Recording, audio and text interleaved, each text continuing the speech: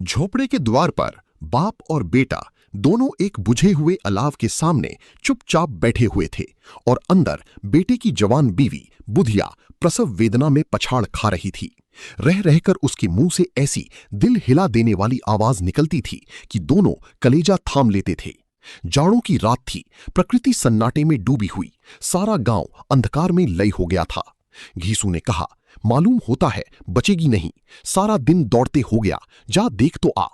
माधव चिढ़कर बोला, मरना ही है तो जल्दी मर क्यों नहीं जाती, देखकर क्या करूं। तू बड़ा बेदर्द है बे, साल भर जिसके साथ सुख चैन से रहा उसी के साथ इतनी बेवफाई। तो मुझसे तो उसका तड़पना और हाथ पांव पटकना नहीं देखा जाता।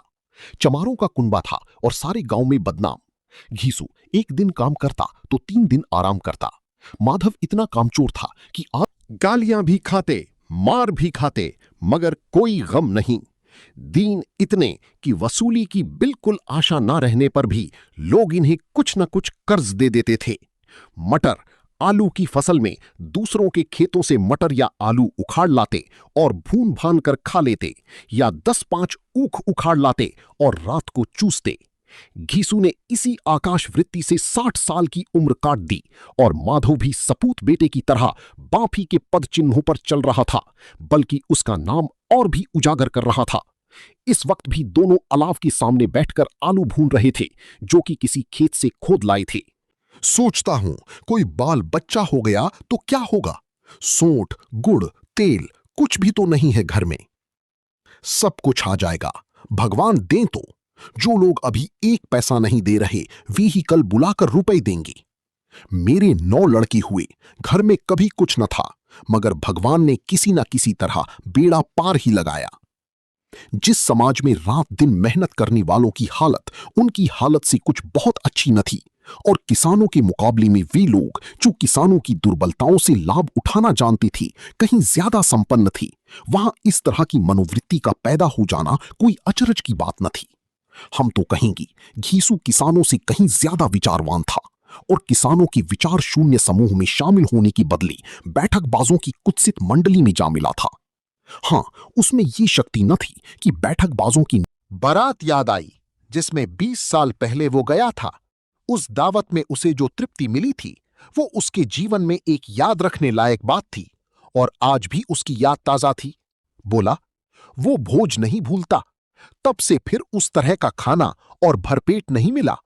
लड़की वालों ने सबको भरपेट पूरियां खिलाई थीं, सबको, छोटे बड़े सब ने पूरियां खाईं, और असली घी की चटनी, रायता, 3 तरह के सूखे साग, एक रसीदार तरकारी, दही, चटनी, मिठाई। अब क्या बताऊं कि उस भोज में क्या स्वाद मिला। कोई रोक टोक नहीं थी, जो चीज चाहो मांगो, जितना चाहो खाओ। लोगों ने ऐसा खाया कि किसी से पानी ना पिया गया, मगर परोसने वाले हैं कि पत्तल में गरम गरम गोल गोल सुवासित कचौड़ियां डाल देते हैं। मना करते हैं कि नहीं चाहिए, पत्तल पर हाथ रोके हुए हैं, मगर वो हैं कि दिए जाते हैं। धोतियां ओढ़कर पांव पेट में डाले सो रहे, जैसे 2 बड़े बड़े अजगर गेंडुलियां मारे पड़े हों, और बुधिया अभी तक कराह रही थी। 2 सवेरे माधव ने कोठरी में जाकर देखा तो उसकी स्त्री ठंडी हो गई थी। उसके मुंह पर मक्खियां भिनक रही थीं, पथराई हुई आंखें ऊपर टंगी हुई थी, सारी देह धूल से लथपथ हो रही थी। उसके पेट में बच्चा मर गया था।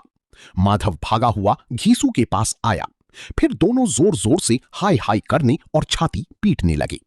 पड़ोस वालों ने ये रोना धोना सुना तो दौड़े हुए आई और पुरानी मर्यादा के अनुसार इन अभागों को समझाने लगे, मगर ज्यादा रोने पीटने का अवसर न था। कफन की ओर भी नहीं आता। आज जब गरज पड़ी तो आकर खुशामद कर रहा है। हरामखोर कहीं का बदमाश। लेकिन ये क्रोध या दंड देने का अवसर न था। जी में कुड़ते हुए 2 रुपए निकालकर फेंक दिए, मगर सांत्वना का एक शब्द भी मुंह से न निकला। उसकी तरफ ताका तक नहीं, जैसे सिर का बोझ उतारा हो। जब जमींदार साहब ने 2 रुपए दिए तो गांव के बनिए महाजनों को इनकार का साहस कैसे होता। घीसू जमींदार के नाम का ढिंडोरा भी पीटना खूब जानता था। किसी ने 2 आने दिए, किसी ने 4 आने। 1 घंटे में घीसू के पास 5 रुपए की अच्छी रकम जमा हो गई। कहीं से अनाज मिल गया, कहीं से लकड़ी, और दोपहर को घीसू और माधव बाजार से कफन लाने चले। इधर लोग बांस वांस काटने लगे। गांव की नर्मदिल स्त्री उधर घूमते रहे, कभी इस बाजार की दुकान पर गए, कभी उसकी दुकान पर। तरह तरह के कपड़े, रेशमी और सूती देखे, मगर कुछ जंचा नहीं। यहां तक कि शाम हो गई। तब दोनों न जाने किस दैवी प्रेरणा से एक मधुशाला के सामने जा पहुंचे और जैसे किसी पूर्व निश्चित व्यवस्था से अंदर चले गए। वहां जरा देर तक दोनों असमंजस में खड़े रहे। फिर घीसू ने गद्दी के सामने जाकर कहा, साहू जी, एक बोतल हमें भी देना। इसके बाद कुछ चिखौना आया, तली हुई मछलियां आईं और दोनों बरामदे में बैठकर शांतिपूर्वक पीने लगे। कई कुज्जियां ताबड़तोड़ पीने के बाद दोनों सरूर में आ गए। घीसू बोला, कफन लगाने से क्या मिलता, आखिर जल ही तो जाता, कुछ बहू के साथ तो ना जाता।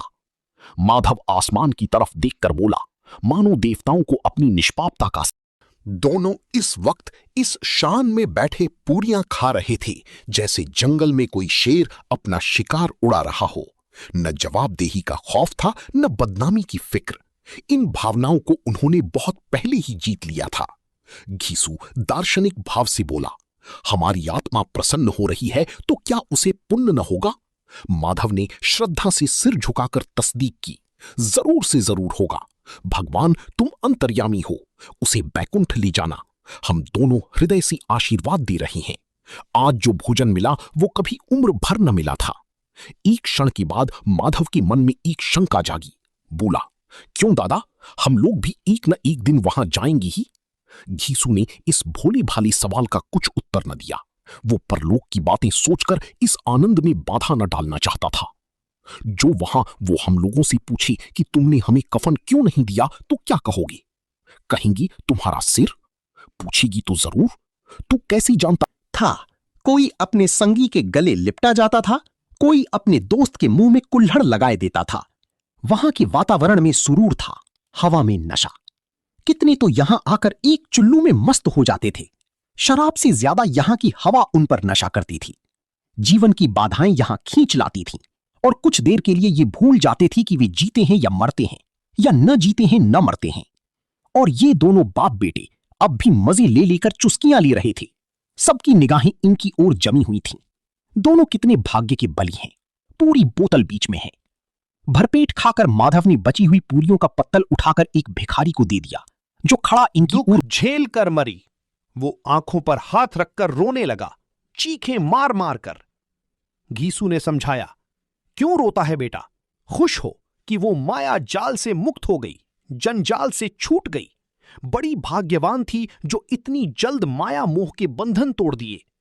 और दोनों खड़े होकर गाने लगे, ठगिनी क्यों नैना झमकावे।